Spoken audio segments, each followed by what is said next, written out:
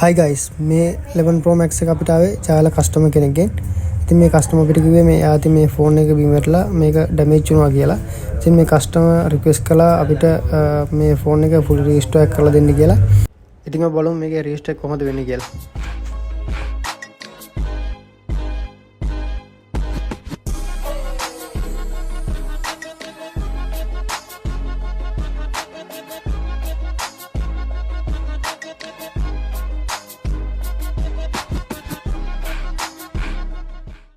iDock Mobile.